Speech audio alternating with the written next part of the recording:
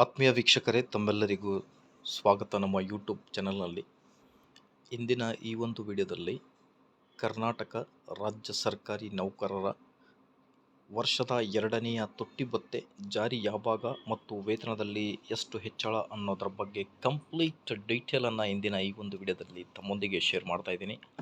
ವಿಡಿಯೋನ ಸ್ಟಾರ್ಟ್ ಮಾಡೋಣ. ಅದಕ್ಕಿಂತ ಮುಂಚೆ ನೀವು ಕೊಡುವ ಒಂದೇ ಒಂದು ಲೈಕ್ ನಮಗೆ ಸಪೋರ್ಟ್ ಆಗಿರುತ್ತೆ. ದಯಮಾಡಿ ವಿಡಿಯೋನ ಲೈಕ್ ಮಾಡಿ, ಅದರ ಜೊತೆಗೆ ನಮ್ಮ ಯೂಟ್ಯೂಬ್ ಚಾನಲನ್ನು ಕೂಡ ಸಬ್ಸ್ಕ್ರೈಬ್ ಮಾಡಿಕೊಳ್ಳಿ.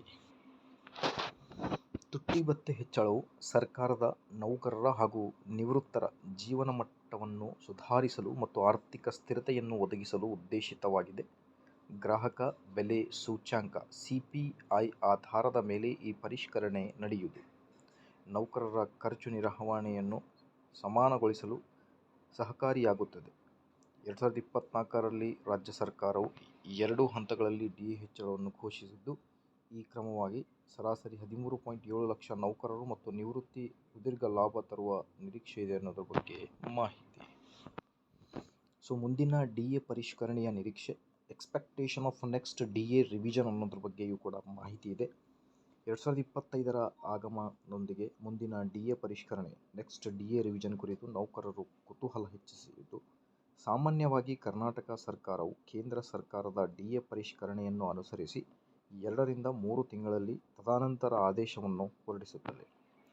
ಈಗ ಕೇಂದ್ರ ಸರ್ಕಾರಿ ನೌಕರರಿಗೆ ವರ್ಷದ 2ನೇಯ ತುಟ್ಟಿ ಭತ್ಯೆ 3 ರಿಂದ 4% ಹೆಚ್ಚಳ ಆಗಬಹುದು ಅನ್ನೋದರ ಬಗ್ಗೆ ಒಂದು ನಿರೀಕ್ಷೆ ಇದೆ.